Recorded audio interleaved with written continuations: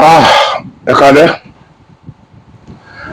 Mo kí gbogbo àwọn ọmọ káàárọ̀ oòjíire ní gbogbo orígun mẹ́rẹ̀ẹ̀rin àgbáyé níbikíbi tí ẹ bá ti ń gbọ́ mi lọ́wọ́. Mo kí yín ẹ kú oríire ti àwọn Super Eagles. Dáadáa báyìí la máa rí. Ìdùnnú ayọ̀ la máa rí. Àwa lágbàfẹ́ ọ̀hún. Ẹ̀yin èèyàn mi, ẹ̀yin diaspora, mo dúpẹ́ lọ́wọ́ yín o. Pẹ̀lú patronage tí ẹ̀ ń fún mi, ojú òní tì yín, mi ò ní wá yín tì o, àní fojú sunkún ara wa o. Ṣé rí lónìí máa rọra bẹ̀rẹ̀ lórí ọpọlọ kan, ọgbọ́n kan tí mo kọ́ lẹ́nu àná tí mo rìlíìsì fídíò àná yẹn sí àárọ̀ yìí. Mi ò rírú ẹ̀ rí. Ẹnìkan ló já mi sí nǹkan kan tẹ́rù Ọlọ́run bà mí. Àwọn èèyàn ní ọpọlọ gan, àwọn tó ní ọpọlọ pọ̀ káàkiri àwọn ọmọ Yorùbá ní ọpọlọ. Mo sọ àwọn ọ̀rọ̀ kan, ìgbà tí correction tó wá ṣe ń bẹ̀, mo rò pé gbogbo wa ló yẹ ká gbọ́, torí ọmọkùnrin náà ṣe dáadáa fún mi jù, Mr. Túndé, ojú òní tì yín. So mo fẹ́ kí ẹ wá farabalẹ̀ ká gbọ́ nǹkan tó sọ fún mi nígbà tó pè mí àti àkíyèsí tó ní sìkìní yẹn wà very very important. Iye gángan kọ́ ni ọ̀rọ̀ tí mo bá wá lálẹ́ yìí o, ṣùgbọ́n mo fẹ́ kí lèyí ṣe gbogbo wa láǹfààní kó tó di pa dé orí ọ̀rọ̀ tí mo bá wá gangan. Good morning, sir. I'm one of those people that normally watch your program. I watch what you just did. Thank you. You're welcome, sir. And it's really educating and impressive. I just want to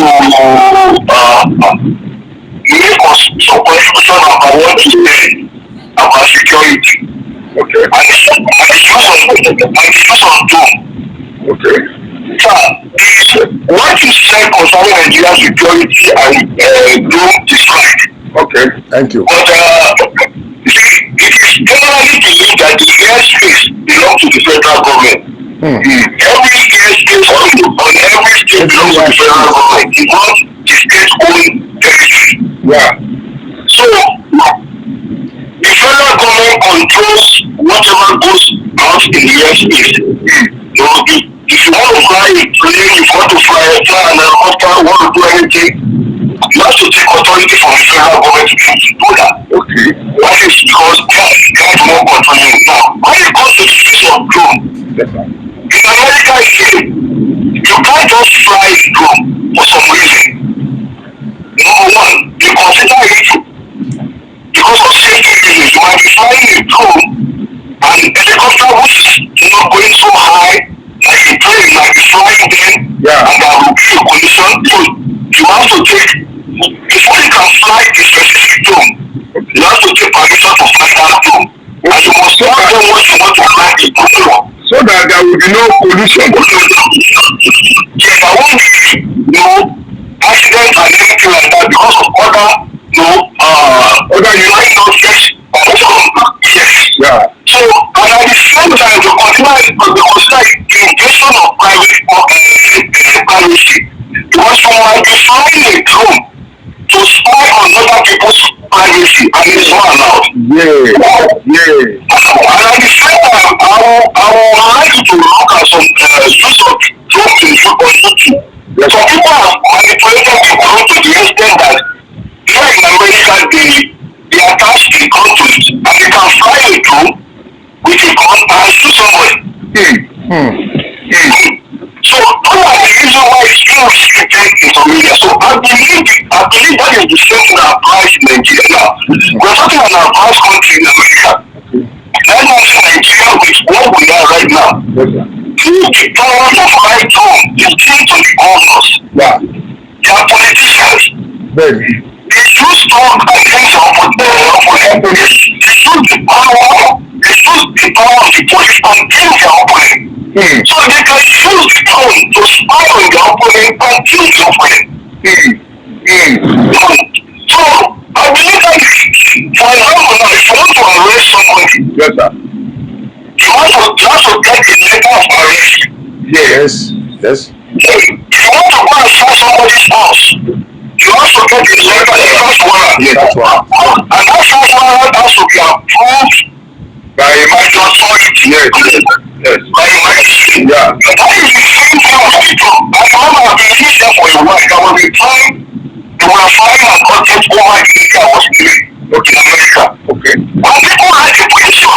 And when they are flying, they should get in their privacy because they feel the state government or whoever is flying is using it to spy on them.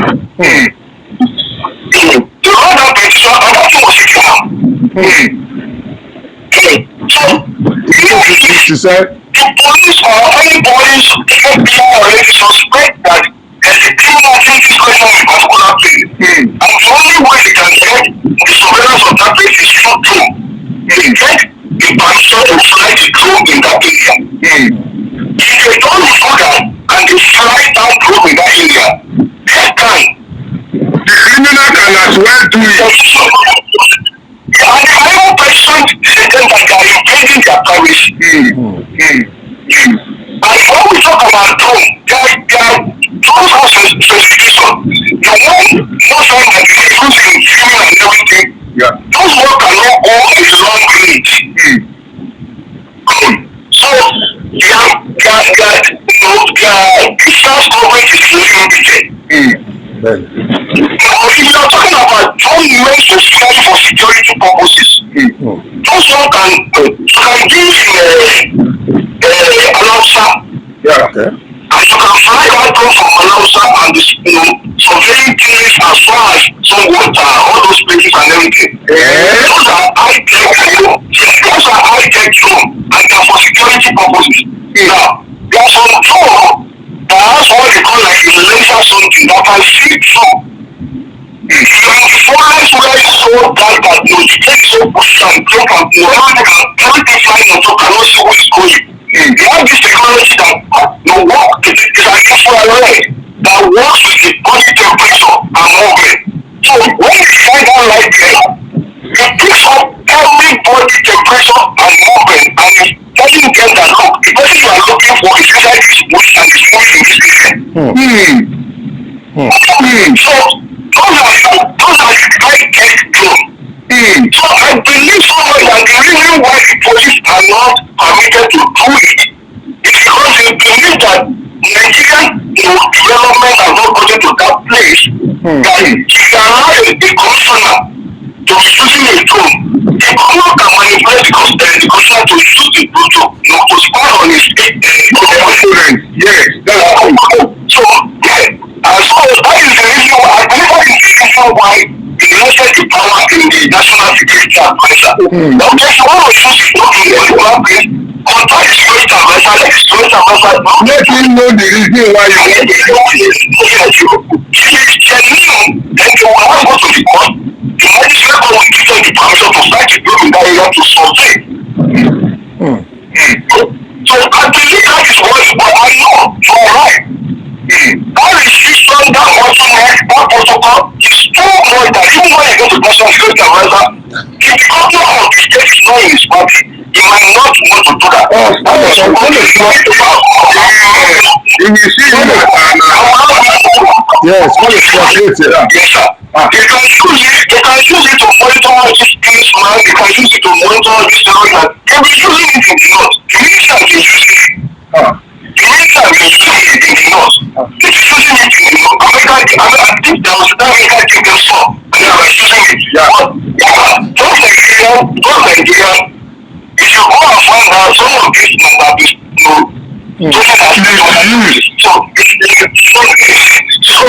those things are still but you are right, but I just want to make that cannot 100% criticize them for not allowing them to use it because they might misuse it. My brother, I don't know how I can appreciate you. I don't know how I can appreciate you.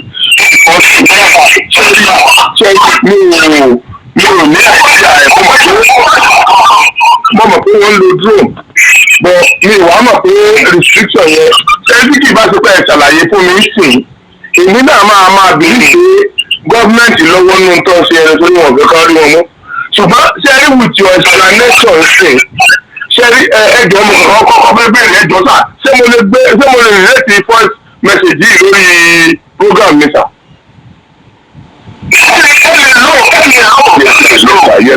Ṣé rí inú mi dùn gan ni o, inú mi dùn, mo dẹ̀ dúpẹ́ lọ. Ṣé rí education tẹ fún mi lónìí, tẹ́ ẹ̀ bá fún mi mo lè má ní láéláé forever. Ṣé ẹ̀kọ́ tí mi ò bá sọ̀rọ̀ débẹ̀, ẹ̀yin náà ní ìgbà tí pè mí láti educate mi lórí ẹ̀. So mo dúpẹ́ Ọlọ́run lẹ́nu màrà Ọlọ́run á ràn yín lọ́wọ́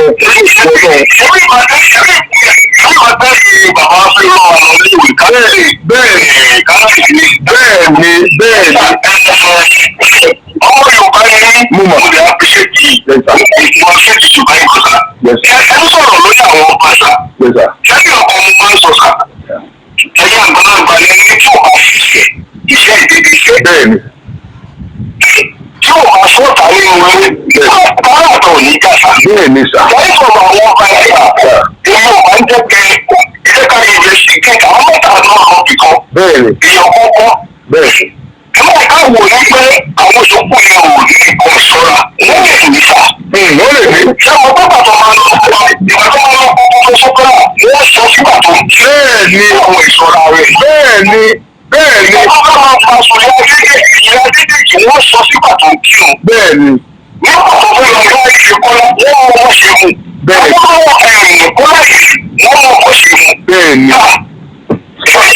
Tí o bá ṣe tí o bá ṣe tí o lè jọ kí o. Bẹ́ẹ̀ni sà. Bẹ́ẹ̀ni mo sọ fún ọjọ́ ìrìn àná pé kíní yẹn kọjá bẹ́ẹ̀ ó kọjá lórí ikú yẹn wá sọ sí ọmọ Yorùbá gan pé wọ́n fi àwọn ẹ̀yà. Ṣẹ́yà ẹ̀ka àgbàlagbà ni wọ́n ẹni tí ó bá jẹ ní ìbàjẹ́ kò lè rí ẹ̀ṣẹ̀ ní ìbàjẹ́.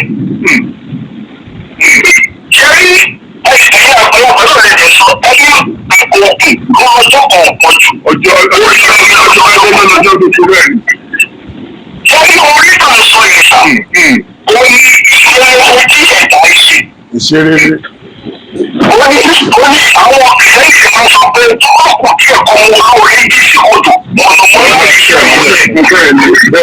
Ṣẹ́yìn àwọn ọjà ilé yìí, àwọn pé orí tó ń sọ yẹn, àwọn pé orí ta ẹgbẹ́ tó sọ yìí nìkan ni. Ṣé àwọn ìwà rẹ̀ ẹ̀sọ́ ti pọ̀ mẹ́tẹ̀ ṣẹ́gun ìbáyọ̀sùn? Kíkọ́ náà ni wọ́n bá wà lọ́la. Iṣẹ́ ẹni tó ṣe sí láti ìbílẹ̀tì lára àwọn ọmọ aláàbò fáwọn ọmọ ìṣèlú bẹ́ẹ̀ ni. Iṣẹ́ nínú àwọn tí ìjàmbá jábá. Iṣẹ́ nínú wọn tó bá ti kó ní òsùn lọ́jọ́ ibi iṣẹ́ nínú wọn ti ti gbèmọ̀ níta. Ó máa ti ti gbèmọ̀ níta. Pẹ̀lú nǹkan ọlọ́run. Ẹni tó tó ìgbìmọ̀ lára àwọn tó kọjọ pọ̀ fẹ́ lọ pọ̀ yìí. Ó jẹ́ padà wọ́n sọ fún ìròyìn iṣẹ́ nínú ìgbìmọ̀ yẹn tó bá fi kí wọn. Ìṣẹ́lẹ̀ ìgbà sọ. Yóò rìn àjò lọ́wọ́ àwọn ọlọ́wọ́ ìdí ara wọn. Àti láwọn tó kù ọmọ ìyàwó wọn yìí. Lára àwọn tó bá wọn ìyàwó wọn yìí sọ̀rọ̀ padà wá sọ fún wa pé ọlọ́pẹ́jọ́ fẹ́ ṣèwé yìí. Olúwa o. Iṣẹ́ lórí ẹ̀dá olóró sọ́kùn ìbòjú. Ọjọ́ tí gbàgbọ́ bá dé tí ọmọ mi tó ṣe ìdígbè ṣé rí ẹ̀rọ máa dìde. Ọmọ wa sọ̀rọ̀ fún ẹ̀dá yẹn, ọmọ wa sọ nípa ẹ̀dá yẹn pé olórí ìṣòkùn ló ti ṣe pọ̀ tàfà. Ìwọ́n tí wọ́n sọ níbẹ̀ ìpèsè àìsàn owó ẹ̀rọ ìsọ̀lẹ̀ ìgbò. Nígbà tó lọ kàmú lẹ́yìn ní olóògùn ní tó lóògùn ní ó yẹ kí sọ gbogbo ọmọ bálẹ̀ kan nínú ìgbà ní ìwà jẹ́ pé ìwà á fi ọkọ̀ á fi ṣe nǹkan. Ìyẹn gbọ́dọ̀ gbọ́dọ̀ kọ̀. Torí tí wọ́n bá ṣe nǹkan ní òṣè, àwọn jẹ́ ìṣòro nìyẹn. Ẹni tó kẹ́kẹ́ tó wà nílé tó dira kò mọ ara jẹ́ni tó kọ̀ ń ta tó bá wà bá tó jì. Bẹ́ẹ̀ni. Bẹ́ẹ̀ni. Torí kò mọ bẹ́ẹ̀ ìwọ́n ni kó bọ̀ wá bá wọ̀. Ó lè bẹ́ẹ̀ ní kí ìwọ̀n tó lọ sí alágbára ọmọ tó lè di agbára náà múlẹ̀. Ó fúnra rẹ̀ kúrò ní ìkan tó gbójú ló tó gbẹ́kẹ̀lé láti di alágbára rẹ̀ múlẹ̀. Àwọn ọmọ tó lè kó lọ ó lè ṣe lóṣù táwọn ọmọ lọ sí lásán wọn ní lórí lásán. Wọ́n ní lórí lásán àti pé àwọn ọ̀tá kan tó ti lè wọlé tí wọ́n sọ pé eléyìí ìwọ eléyìí ní ìwọ eléyìí ní ìwọ eléyìí ní.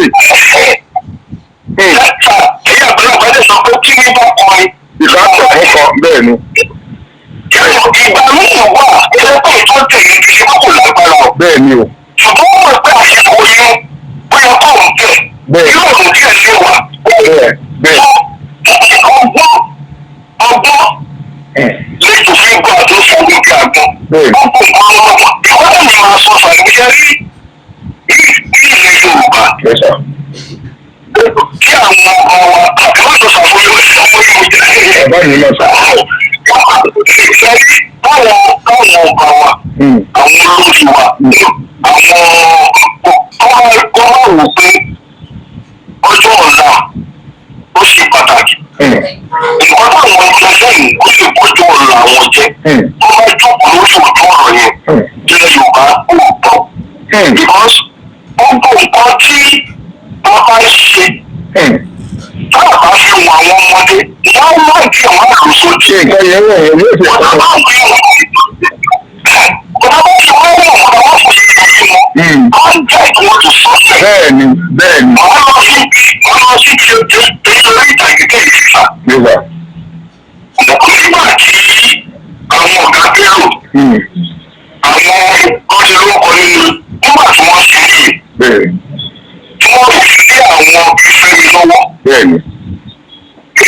Wọ́n dẹ̀ tọ́ wọn sọ́nà. Bẹ́ẹ̀ni. Àwọn èèyàn lò lẹ́ẹ̀ka. Bẹ́ẹ̀ni. Wọ́n wá jẹ́ kí Yorùbá industry náà pé àwọn tó kàwé àwọn tó wọ́n nínú àwọn ọmọ tó sáré ó wá di àlùfò. Jẹ́ pé ọmọ Ìgbò fẹ́ sí. Ọ̀fẹ́ sí. Èyí tí òṣèlú Nàìjíríà kò fẹ́ sí. Bẹ́ẹ̀ni. Nítorí báwọn yẹn gbé wọn jẹ ní àtàwọn àgbàlagbà wọ́n fi òṣì àtọ̀nà bẹ̀ mọ́ wọn. That is what it.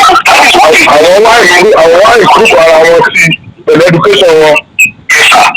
Yes sir. Lẹ́yìn àkọ́kọ́ ìwọ́n tó ń sọ̀rọ̀ Yorùbá as a nation yẹn. Ibi tí àgbàlagbà wọn dé pẹ̀lú ọgbọ́n àti òye ìbílẹ̀. Àwọn ọmọ wa pọ̀ gbọ́dọ̀ kàwé.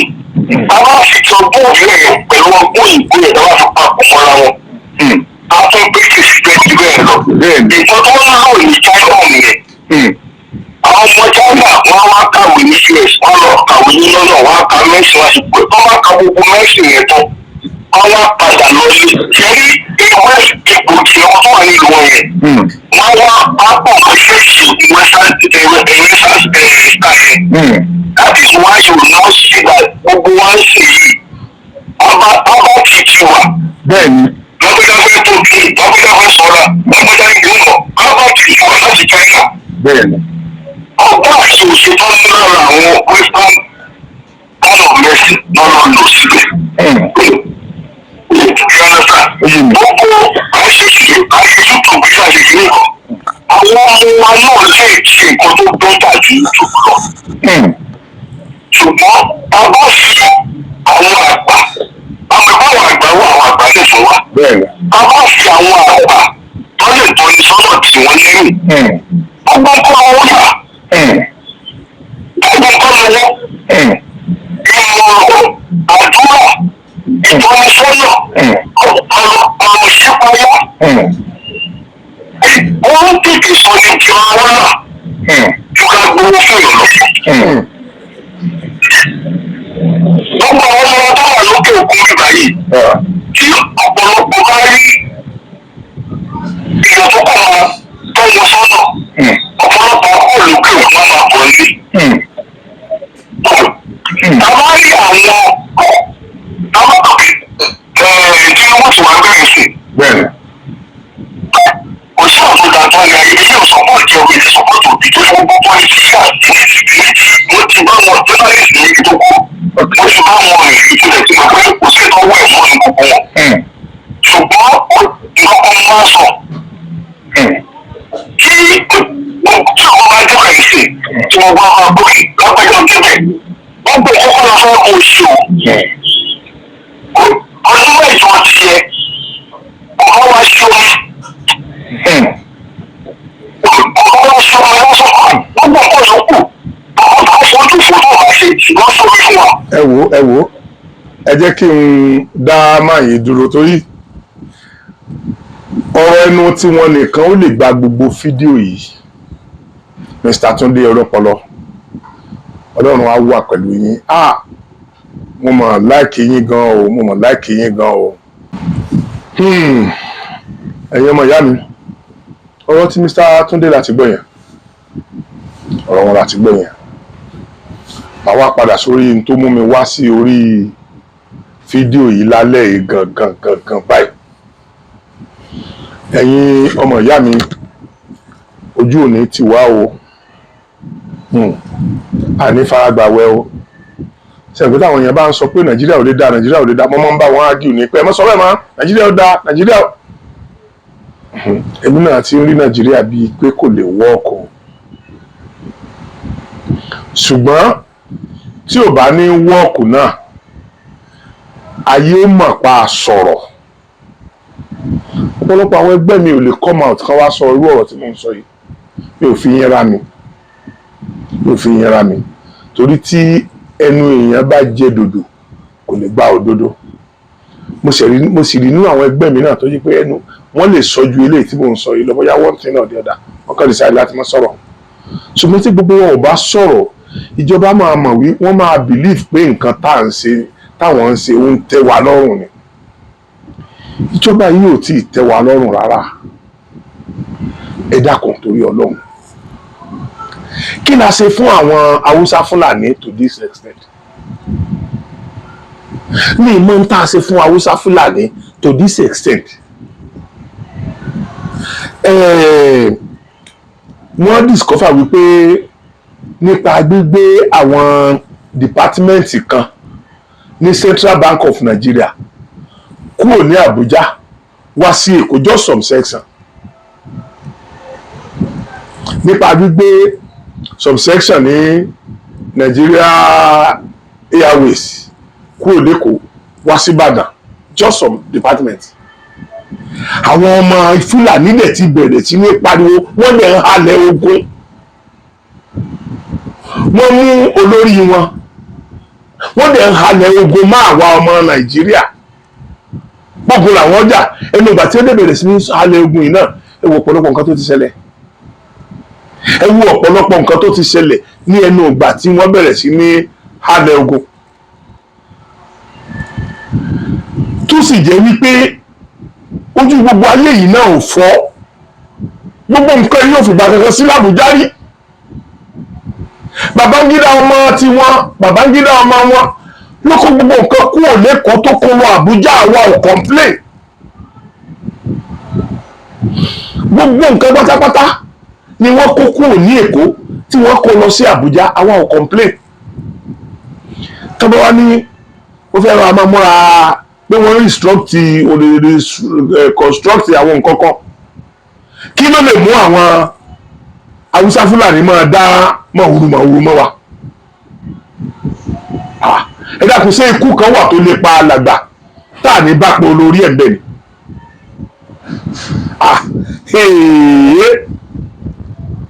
Ẹ̀rù mọ̀ ń bà mí.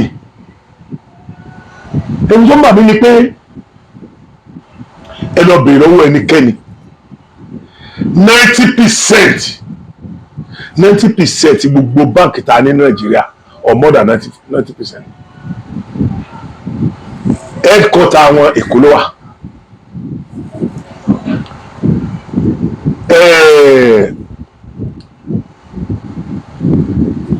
Gbogbo wà l'Èkó. Àwọn èèyàn tó wọ́n fa sáìtì wọn, wọ́n jókòó s'Àbújá. Ẹ dákun, kí ni coloration yẹn? Àwọn yẹn, ẹ̀yin jókòó s'Àbújá. Àwọn nǹkan tó ẹ̀wọ̀n fa sáìtì wà l'Èkó. Ẹ jókòó s'Àbújá. Àwọn tó ẹ̀wọ̀n fa sáìtì wà l'Èkó.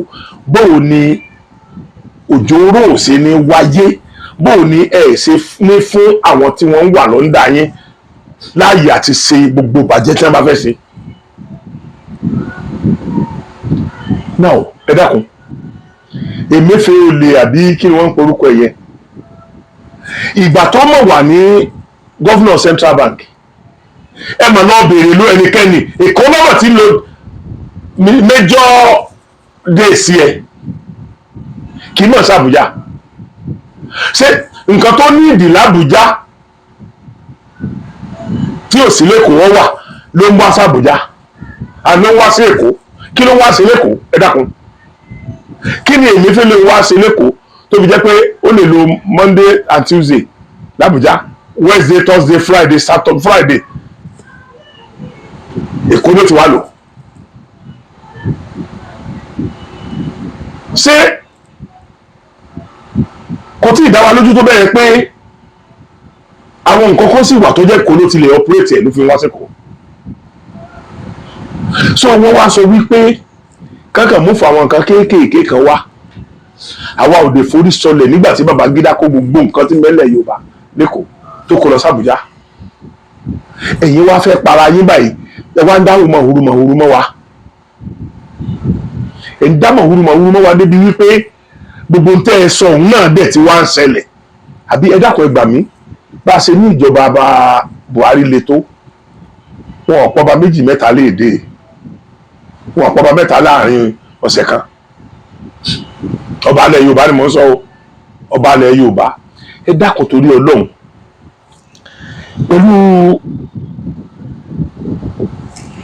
àwọn problem tá a ní ìmọ̀ tú àṣírí àwọn ìjọba gbogbo àṣírí ìjọba tí mò ń tú yìí mo fẹ́ kí Aṣíwájú Bọ́lá Ahmed Tinubu ó gbọ́ tó bá wù wọ́n kí wọ́n gbọ́ tó bá wù wọ́n kí wọ́n má gbọ́ ẹnu táwa fi pé adégun á tún padà fi pàdé ògùn fún yín ẹnu táwa fi ń pé adé yín ń gún lọ́wọ́ á tún sọ pé kò gún adé ò tí ì gún rárá báyìí o kì í ṣe pé ẹ̀ ṣe nǹkan kan o ń tẹ́ ń ṣe lábẹ́nú wọn jẹ́ àrínà rí ni o àbáwọn tẹ́ ẹ̀ ṣe fún náà kọ́ ni wọ́n ń pa ọmọ yín lọ́wọ́ yẹn so kí wọ́n lágbàdo nǹkan bá ń ṣe àwọn yẹn náà ọkàn wọn ọ̀bẹ náà káwọn ọmọ rẹ̀ mí ṣe Central Bank tá à ń pariwo yìí ẹ dákun pàápàá jùlọ ẹ̀yin tẹ́ wà diaspora mo fẹ́ kẹ́yìn náà bá wa dá sí bàbá wa Aṣíwájú Bọ́lá Ahmed Tinubu Ọlọ́run ní jẹ́ ṣubú ẹ mọ́ gbéra yín ṣubú àwọn nǹkan kọ̀ọ̀kan táwọn bá explain fún yín ẹ mọ́ fojú wo bẹ̀ tàbí kẹ́ ẹ sọ fún àwọn ọmọ lẹ́yìn yín pé nǹkan tọ́pọ̀lọpọ̀ àwọn èèyàn bá ń sọ tẹ́yìn ọba tiẹ̀ lè rí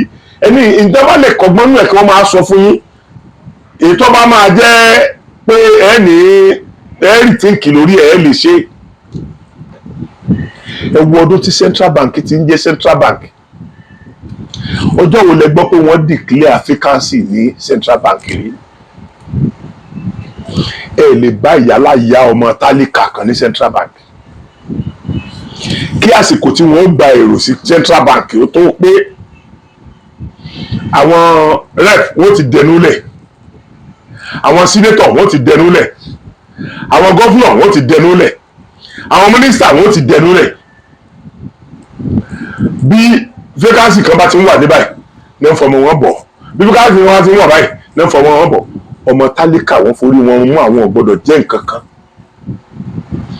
Ọlọ́run mú yín o gbogbo èyí tẹ́ ẹ bá ń ṣe nǹkan yìí tó bá jẹ́ pé èrò ọkàn yín ni pé ọmọ tálíkà ò ní jẹ́ nǹkan ọmọ tiyín náà tó bá jẹ́ nǹkan wọn ò ní fi ṣe nǹkan kan o ìpè kan o ìwọ tó bá ní nǹkan yẹn ní máìdì ni o ìwọ tó bá jẹ́ pé inú ẹ̀ ń dùn sí pé bọ́mọ tiẹ̀ ṣe é soríire kọ́mọ tálíkà náà ò soríire wàlẹ́ àwọn ọmọ rẹ̀ ò soríire kalẹ̀ o ìpè kan o mò ń sọ n tó lè ṣẹlẹ̀ n tí ó ṣẹlẹ̀ ni mò ń sọ fún yín kì í ṣèpè rárá kì í ṣe ìpè rárá wọn ò ní bá ti wulẹ̀ le tó ẹ wo iye èrò tó ń ṣiṣẹ́ ní Central Bank ẹ lè bá ọmọ local government chairman mẹ́ta tó láwọn sí ilẹ̀ pẹ̀pẹ̀ làwọn sì wà débi pé wà bá ọmọ rú kí lọ ṣé kẹ̀kẹ́ lọ́wọ́ mi ó gùn lọ́bẹ̀ ní abẹ́sí èdè ní wọ́n Nàìjíríà náà láwà tàbádẹ̀ ń pariwo a máa pariwo wọ́n ń fìyà já wa Yorùbá ṣé gbogbo Yorùbá náà ń fìyà jẹ sáwọn Yorùbá politician gbádùn sáwọn politician tó jẹ́ Yorùbá sáwọn gbádùn ṣé wọ́n dáwọn ni wọ́n ń jẹ ìkan nínú ìdá mẹ́wàá arú ìyàtọ̀ jẹ yìí ṣé ẹ mọ̀ pé wọ́n ti wá tó ṣe sí ọ̀rọ̀ tó ń ṣẹlẹ̀ yìí ọ̀rọ̀ insecurity yìí ọ̀pọ̀lọpọ̀ àwọn olóṣèlú ló jẹ́ ọ̀nà oúnjẹ fún ọ̀nà oúnjẹ burúkú ló jẹ́ fún wọn ọ̀nà oúnjẹ burúkú ló jẹ́ fún wọn. Nígbà tí mo ti sọ̀rọ̀ nípa drone tí màá yí dẹ̀ ti láyé mi wípé báyìí báyìí lọ́rọ̀ drone rí, ẹ dákun pẹ̀lú tó ń ṣẹlẹ̀ ní state wa yìí ṣé tí táwọn gọ́fúnà dẹ̀ mọ̀ pé kíní yẹn àwọn lè request fún, àwọn lè ní agbára àti rà á tí federal government bá fún àwọn ní go ahead, ẹ dákun gọ́fúnà mélòó ló ti kóra wọn jọ tí wọ́n request fún kíní yẹn? Gọ́fúnà mélòó ni? Èyí tó wá lejò bàbá ń bá rí ibẹ̀ ni pé ẹ̀yin ọba alẹ̀ Yorùbá, ẹ̀yin ọba alẹ̀ Yorùbá, gbogbo yín lẹ mọ̀ pé mi ò kí ń bú ọba o.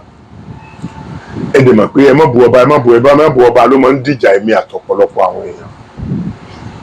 Ṣùgbọ́n ǹsùn sí lè bú àgbàlagbà ẹ̀ ṣe dáadáa. Wàláì ẹ̀ ṣe dáadáa ẹ̀yin ọba alẹ̀ Yorùbá. Bàbá wa Nífẹ̀ẹ́ ẹ ṣe dáadáa. Bàbá Síkírù Adétọ̀nà ẹ ṣe dáadáa. Bàbá Aláké Ẹ̀gbá ẹ ṣe dáadáa. Bàbá mi, bàbá tèmi, bàbá Olúbàdàn ẹ ṣe dáadáa. Bàbá wa Akẹ́ọlálẹ́kọ̀ọ́ àbí Akẹ́olúsọ̀rì ẹ ṣe dáadáa. Ẹ jẹ́ nǹkan dákọ̀ kí n fi orúkọ yín yẹn kí n fi kọ́fà gbogbo àwọn yòókù. Ẹ̀yin ọba wa ẹ ṣe dáadáa. Mo rò pé ìpàdé tó ti yẹ kẹ́ ẹ ṣe pẹ̀lú tó ṣẹlẹ̀ yìí ó ti yẹ kó tó ẹ̀mẹ́rin tí gbogbo ọba alẹ̀ Yorùbá ó meet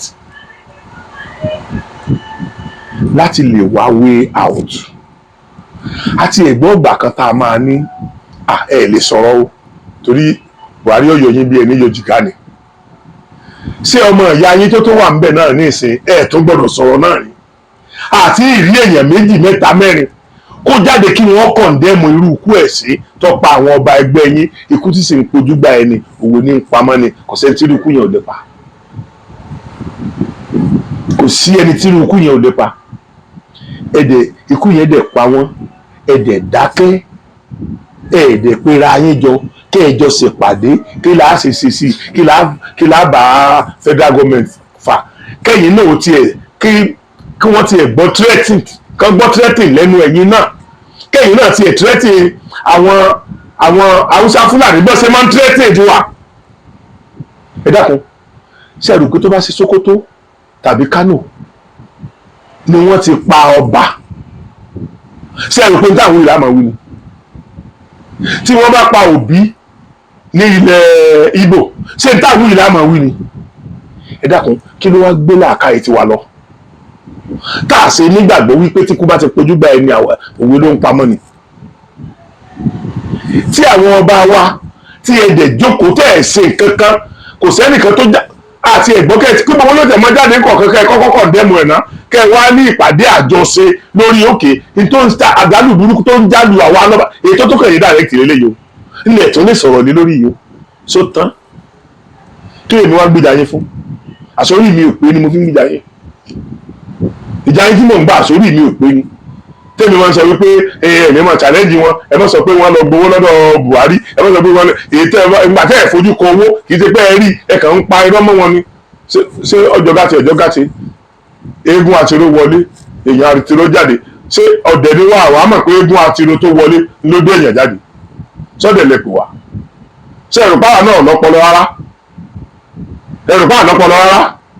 Àbí traditionally tá a bá dẹ̀ ti gbé nǹkan àgbà fún yín, tá a gbé ẹrù àgbáyé fún yín, tá a wá ń bọ̀wọ̀ fún yín mọ́, èmi tiwa ò jẹ́ nǹkan kan lójú yín, ibẹ̀ mi ara sí yín náà lè fi ń ṣòfò yẹn.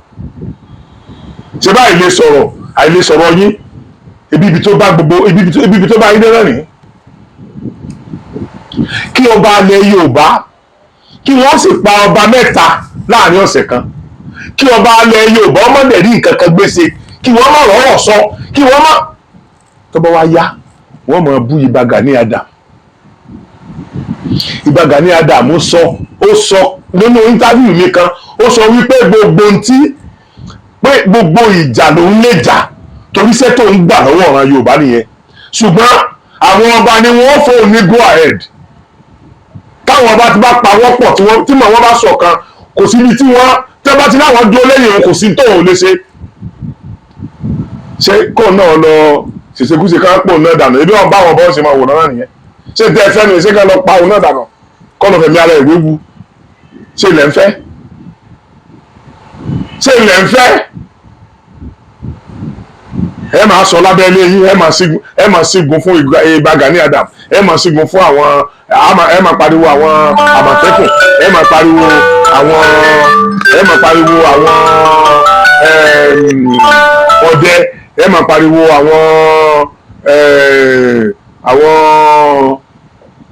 gbogbo àwọn oríṣiríṣi security kìíní tá a ní ẹ máa pariwo wọn Àgbẹ̀kọ̀yà gbogbo wọn ṣe Sọ̀lúdẹ̀rọ̀ gbogbo wọn ẹ máa pariwo wọn èló lẹ̀ ń fún wọn ẹ̀yin ọba tó jẹ́ mọtìmílíọ̀nì àánú yín pọ̀ káti ẹ̀ wá ní pé òkè àwọn gọ́fúnà ṣe bọ́lá ń ṣe rán wọn torí gbogbo tí gọ́fúnà bá ṣe lọ́mọ wọn ó jèrè ẹ̀ lọ́la ẹ jẹ́ ká wo next dispensation ẹ jẹ́ ká wo bẹ́ẹ̀ ṣe tó wá jókòó tẹ́wàá gbẹ́nu yín tẹ́wàá bá wa sọ̀rọ̀ bóyá wàá bá wa sọ̀rọ̀ ń pa ọmọ yín tó jẹ́ pé ìran ìdílé ti yín nìkan ni wọ́n gbọ́dọ̀ sóríire láàrin wa gbogbo wa náà láàjọ rí bó lè jẹ́ pé àwọn olórí burúkú kan wà tó jẹ́ pé tí wọ́n bá ti fún wọn 2,000 3,000 ní ìṣílẹ̀ pé wọn lórí burúkú náà wọ́n lè pín pé wọn lórí burúkú ṣé tí ò tí ì jẹun látàárọ̀ dáadé ọ̀lẹ́ tó wá rẹ̀ ní fún ní 2,000 pé wàá lọ ṣe nǹkan báyìí ṣé kò ní ṣe mi ò lè bú àwọn yẹn náà àdéhùn tí ń bẹ ní ayé ni kò sí ọmọ Yorùbá tí kì í kọ ìwọ̀sí kò sí ọmọ Yorùbá tí kì í kọ ẹ̀gbin ṣùgbọ́n ìgbà tí èèyàn bá yórí èèyàn ọkọ ẹ̀gbin wọn lọ́wọ́ mọ́jà jẹ́jẹ́ ọ̀tá wa ọ̀rẹ́ yín ló kọ̀ ní ògùn jẹ kalẹ̀ ṣé àwa dúró tẹ́bí ìfipá wa kú tó dìgbà tí a bá rí ìkó ebi títì ká tó mọ̀ pé á jẹ́jẹ́ ọ̀tá tí ọba sí tọrẹ. èmi ò ní ìfẹ́ ta sí ẹ̀yin ọba jù ṣùgbọ́n gbogbo ẹ̀yin bàbá wa ó bẹ́tà kẹ́ ẹ ronú báyìí pé ikú tó ń pa ojúgbà yín yìí ó ń pòwe mọ́ yín ni o ẹ rí nǹkan kan sí ẹ tí ì pé press conference kẹ́yìn náà ń sọ̀rọ̀ akin kí ẹ̀rù ó tiẹ̀ bá Haúsá Fúlàní náà for once àwa ní Nàìjíríà ó work bóun ní ó ṣe work àwọn kan mọ̀ pa àwọn kájáyé àwọn ọ̀dẹ̀ dákẹ́ àmọ́ wò Aṣíwájú Bọ́lá Ahmed Tinubu èrò ọkàn mi tèmi fi tẹ̀lé yín ni pé ẹ kì í gbàgbàkúgbà kódà tó di pé ẹ dórí oyè yẹ ẹ wà lára àwọn tó ń pariwo wípé wọ́n ń fìyà jẹ Yorùbá ẹ wà náà àwọn tó ń polówó pé kí Yorùbá ní òmìnira mo mọ̀ pé rísì tẹ́ ẹ fi pariwo mo mọ̀ ni pé ẹ mọ̀ pé wọn ò ní jí ẹ dé ibi tẹ́ ẹ fẹ́ dé yìí ibi tẹ́ ẹ wá dé náà lẹ ti dé yìí tẹ́ ẹ fẹ́ dà lẹ ti dà yìí tẹ́ ẹ fẹ́ dà lẹ ti dà yìí tí wọ́n bá ti ń pààyàn kò sí tẹ́wọ́ kálílẹ́nu bàtà ẹdẹ yìí sìn kálípo ti padà sí 120 naira kálílẹ́nu bàtà ẹdẹ yìí ká ní iná ti ń tàn 24/7 ní Nàìjíríà wàláì kì í ṣàṣeyọrí fún yín táwọn èèyàn bá ń kú bọ́ sí ń kú yìí kì í ṣàṣeyọrí because kò àánì náà Nàìjíríà ọ̀wọ́ ti láìfọ ẹnikẹ́ni àtòrí kálí ní Nàìjíríà kò láìfọ ẹnìkan kan kò wọ́ọ̀tì nǹkan tá a lè fi láìfọ ẹnìkan kan ju nǹkan tá a lè fi dí irú yẹn lọ ó ju tá a lè fi dí irú yẹn lọ so ẹ ti ń dẹ́rù bà mí ẹ̀yin olóṣèlú bàbá Aṣíwájú Bọ́lá Ahmed Tinubu nǹkan mọ̀ ń bàjẹ́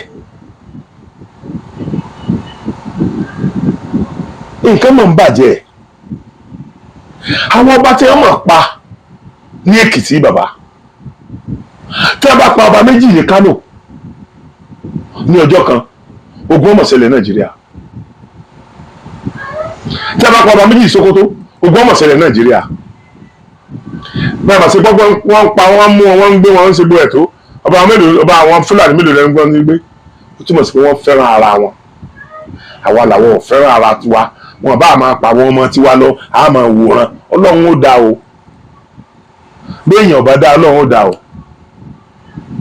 wàláì Yorùbá sọ pé béèyàn dá Ọlọ́run ó dá obìnrin tó ti lé àlèdè tó fọkọ ẹ̀ létí béèyàn bá dá Ọlọ́run ó dá o gbogbo ẹ̀yin olóṣèlú wa ẹ ṣe dáadáa o ẹ ṣe dáadáa o àsìkò sì kù fún yín o ẹ tí ì ṣe dáadáa kankan báyìí o àsìkò kù fún yín tẹ́ fi lè ṣe dáadáa o Aṣíwájú Bọ́lá Ahmed Tinubu gbogbo nǹkan tẹ́ ẹ bá ti ń ṣe lábẹ́nú tó hàn sáwọn èèyàn kọ̀ọ̀kan kò tí ì hàn sí èèyàn o bí ìgbà tí ẹ ń ṣe nǹkan fún àwa 200 èèyàn téèyàn méjì wá ń rí inú gbogbo nǹkan tẹ́ ẹ ti ṣe àwọn tí ò jí ó hàn ní àwọn insecurity tó ń ṣẹlẹ̀ yìí o bàbá gbogbo wa la fẹ́ gbogbo tẹ́ ẹ bá ṣe kó sojú wa o èyí tí wọ́n pa wá ìtó gẹ́ o pàápàá jùlọ ẹjọ́ àwọn tí wọ́n bá máa ran ara wọn pa ọ́ lọ máa para wọn o bàbá àákànlùgbò o àákànlù ẹ̀wò bí ó bá di ogun yóò dogun ni o bí ó bá dọ̀tẹ̀ yóò dọ̀tẹ̀ ni o ọmọ náà bá ò ní lajú sílẹ̀ káwọn èèyàn máa wá pa wọ́n nílùú wọn o problem dáadẹ̀ ní ni pé tọ́ bá ti mú wọn dé police station kan wọ́n tó bá wọn jọ́ kìí jọ́ kẹta wọ́n ní láti gbé wọn lọ Àbújá àlọ́ la rí àràbọ̀ mọ́ Aṣíwájú Bọ́lá Ahmed Tinubu sẹ́yìn náà tó bá Fúlàní tán ni ṣé ẹ bá Fúlàní tán ni ó lè jẹ́ pé ọ̀pọ̀lọpọ̀ àwọn ọba alẹ́ wa náà ti ń fẹ́ Fúlàní níyàwó táwọn kọ̀ bí wọ́n fẹ́ wá jọba ńlẹ̀ Yorùbá lọ́la ọmọ Fúlàní tọ́lọ́wọ̀n dẹ̀ ní jẹ́ kí irú ọjọ́ náà wáyé tọ́lọ́wọ̀n ní jẹ́ kí irú ọjọ́ náà wáyé gbogbo wọn yọ ọba tó fẹ́ Fúlàní ọmọ rẹ ò ní jọba láyé ọmọ tó bá kú ọmọ rẹ nìkan gbogbo tó yẹn dàrú ni torí gbogbo ntẹ òun lẹ̀ fún ọjọ́ ọ̀la wa kò yé mi mọ́ ntẹ òun lẹ̀ fún ọjọ́ ọ̀la wa kò yé mi mọ́ ṣé gbogbo àná lẹ sáfẹ́ kan sàpá wa tán àbí ẹ wo ẹ̀yin Fúlàní tí ẹ bá gbọ́ Yorùbá ẹ jẹ́ ìsòtọ́ ọ̀rọ̀ fún yín Yorùbá ẹ̀ tètè sígun ni o Yorùbá ẹ̀ tètè sígun ni o tí Yorùbá bá sígun tún yín tán ẹ̀rù ó bà yín o ẹ̀rùn o gbogbo àwọn èèyàn wa náà ló gbọ́ àṣọ fún kò sẹ́ni tí lájẹkù òrò láyé táwọn bá ti mú wọn station là mú wọn lọ tẹ́bá dẹ̀ ti dé station ẹ wo àwọn tí ẹ wo ọ̀rọ̀ tí wọ́n ti torí ẹ̀ mú àwọn ọmọ ààrẹ Gani Adams ń jòsí àwọn tí wọ́n lọ ìgbàgbọ́ yẹn tí wọ́n padà mú wọn ẹ dákun àwọn tí wọ́n mú ń gbà náà wọ́n ti mú wọn lọ Àbújá ìjọ wo ni kóòtù wọn ìjọ wo ni kóòtù tí wọ́n lọ káyìn ìjọ wo ni the next court wọn. Aṣíwájú Bọ́lá Ahmed Tinubu ẹ bá Fúlàní tán náà ẹ bá wọn Fúlàní yẹn kan pa wá tán ẹ̀yin ọmọ Yorùbá bọ́ bá kọ yíjú sí yẹn tá bọ́ bá kẹgbẹ́ sí bọ́ bá kọ ẹ̀yìn sí yín ẹ̀jẹ̀ lọ́fà bọ́ bá kọ ẹ̀gbẹ́ sí yín ẹ̀tẹ́rọ ara yín pa ẹ̀tẹ́rọ ara yín pa náà ẹni tó bá yára lògùn gbè náà ẹni tó bá yára ni ògùn gbè náà ẹ̀yin ọba ẹ̀yin olówó ilẹ̀ Yorùbá tẹ́ ẹ jẹ́ mọ́tìmílọ́níà ẹran àwọn ọdẹ àwọn Àgbẹ̀kọ̀yà àwọn OPC àwọn sọ̀lúdẹ̀rọ̀ àti àwọn Àmọ̀tẹ́kùn ẹran wọn lọ́wọ́ náà á lè gbọ́ pé Àmọ̀tẹ́kùn ń gbé oṣù gbogbo àwọn tí mo kà á lẹ̀ yẹn àwọn fẹ̀mí ara tí wọ́n gbégbó lásán ni ọ̀pọ̀lọpọ̀ wọn nítorí pọ̀pọ̀lọpọ̀ wọn sì ń wà ní ogbó every day náà ni a sì fi ní kíní ìfi mọ bó ṣe ń mọ yìí ló ṣe ń mọ bó ṣe ń mọ yìí náà nígbà tí ebi bá wá pa Àgbẹ̀kọ̀yà tí bàbá wa Àrẹ̀mú tó bá pàṣẹ fún wa pé ẹ máa lọ wà nùgbó ẹ máa lọ wà nùgbó táwọn wà nùgbó táwọn gọ́fúnà wà ní stéètì tó ń pàṣẹ fún wa táwọn yẹn wà nùgbó táwọn náà ṣé tẹ́bí bá ń pa wọn ò ní wálé wájà àbí tọ́lọ́kọ̀bọ̀ tí wọ́n mú lọ oko lọ́nù igbó tí wọ́n rówó ra gàrí lọ́tà ni wọ́n mú gàrí wọ́n rówó ra kíníkan lọ́tà lọ́rùn ọwọ́ iṣẹ́ tọ́lọ́kọ̀bọ̀ tí wọ́n dẹ̀ ṣe náà ni wọ́n tún fi ń tọ́jú wa gọ́fúnà ó sì gba owó security kò dàápò gbogbo tó bá gbarú owó yẹn tí ò fi ṣe iṣẹ́ tó yẹ kó ṣe mi ní ṣépè ṣùgbọ́n ẹlẹ́dàá wa ó dá yé lẹ́jọ́ gbogbo tó bá gbarú owó yẹn tẹ́ ẹ̀ fi ṣe tó yẹ kó ṣe ẹlẹ́dàá wa ó dá yé lẹ́jọ́ ọ̀dà o gọ́vnà Lagos State ṣé ẹ̀yin ò tó gba Àmọ̀tẹ́kùn ò tí ì tó establish lọ́dọ̀ tí yín mo rí sí pé torí aṣíwájú ni ò ṣe lẹ́ẹ̀ṣẹ̀ gbàǹgbà yẹn because gbogbo àyẹ̀wò sì rí i pé aṣíwájú ń dà sí tóònù àwọn òun ni ó fún aṣíwájú ní ẹ̀jì láti di olórí orílẹ̀-èdè ilé ni ọ̀dà náà o ìyàtọ̀ wo la fẹ́ rí báyìí ó ń gbà tó jẹ́ pé ńgbà tẹ́yìn ò tí ì débẹ̀ wọn ò pa wá lọ́ba ìgbà tẹ́ débẹ̀ tán ni wọ́n bẹ̀rẹ̀ sí ní pa ọba wa ń kọ̀ọ̀kan ìyàtọ̀ wo la rí báyìí ṣé lílọ tẹ́ ń lọ yẹn ṣé afẹ́ kẹ́ fi bẹ́nẹ́fìtì mọ̀lẹ́bí ti yín nìkan ni torí pé kò pọ́sibù kan lọ bá mọ̀lẹ́bí ti yín lé ọlọ́run lọ́mọ yìí àwọn security yóò máa sọ àwọn mọ̀lẹ́bí ti yín báyìí àwa la dẹ̀ ní security kankan yìí so ẹ̀mí tiwa ò ní mínì kankan máa pa wá ṣeré nítòwù yín nìyẹn gbogbo ẹni tó bá ní kí wọ́n máa pa àwa mẹ̀kúnnù ṣeré ní Nàìjíríà gbogbo ẹnikẹ́ni ni mo pé o ẹnikẹ́ni ní ẹgbẹ́ mi ò dákọ̀ ẹnìkan sìn gbogbo ẹnikẹ́ni tó bá jẹ́ pé èrò inú rẹ̀ ni pé kí wọ́n máa pa àwọn mẹ̀kúnnù kò ní rọ́mọ gbẹ̀yìn òun gbogbo ẹnikẹ́ni tó bá ti ní máìdì pé àfi kí wọ́n máa sáwọn ọlọ́pàá àwọn mẹ̀kúnnù Yorùbá yẹn ní ẹ kówó fún wa ìjọba ò kì í kówó fún yàn àwa máa ń ṣiṣẹ́ jáwọ́ èèyàn ó lo oko mọ́ àwọn èèyàn ò lo oko mọ́ wọn ò dáko mọ́ Aṣíwájú Bọ́lá Ahmed Tinubu kó tó ṣe bí ìgbà kan nílẹ̀ yìí àpò ráìsì èlò là ń rà ó dàbí 12,000 là ń ra àpò ráìsì bàbá àpò ráìsì ti di 65,000 báyìí ẹlòmíì ò dẹ̀ gba 65,000 lówó oṣù gbogbo àwọn ọmọ kéékèèké wọn tí wọ́n sì bí tí wọ́n lọ léèwé ìrẹsì ni àwọn ọmọ kéékèèké ń jẹ jù báyìí ṣé ẹ fẹ́ bá débi fún wa pé káwa ọmọ lè ran ọmọ tiwa tiẹ̀ lọ sí àwọn free school kéékèèké yẹn ká tiẹ̀ mọ́lẹ̀ ṣé bọ́pọ̀lọpọ̀ yín náà ṣé bọ́ ibi ìwé Ọbáfẹ́mi Awólọ́wọ̀ lẹ́ka ṣé káwa ní kó rí Ọbáfẹ́mi Awólọ́wọ̀ òun mú yín ni tóun bá ṣe gbogbo nǹkan tó ṣe yẹn tó fún yín ní enabling grant láti strive tẹ̀yìn dẹ́kọ̀ tẹ̀yìn ò dẹ̀ wo bẹ̀ mọ́ tẹ́ẹ̀kọ̀ tẹ́ẹ̀ wo bẹ̀ mọ́ ẹ wo bọ́n ṣe ń pa àwọn olórí wa pàkópa ẹ wo bọ́n ṣe ń pa ọmọ tí wọ́n ní pàkópa tó bá jẹ́ wípé àwọn olóṣèlú gangan náà ń pa bẹ́yẹn tó bá jẹ́ pé bíi méjì kọ́nà tí wọ́n pa níbẹ̀ yẹn kárí house of rep member ni wọ́n tàbí out of senate tàbí mínísítà méjì mo mọ̀ pé ẹ̀ jára mọ́ jù báyìí lọ àwọn ọba Yorùbá jáde kẹ́ ẹ kọ̀ndẹ́mù kínní yìí jáde kẹ́ ẹ pariwo kẹ́yìn náà dẹ́rù balẹ̀ kẹ́ ẹ búramúramù kẹ́yìn náà lérí ogun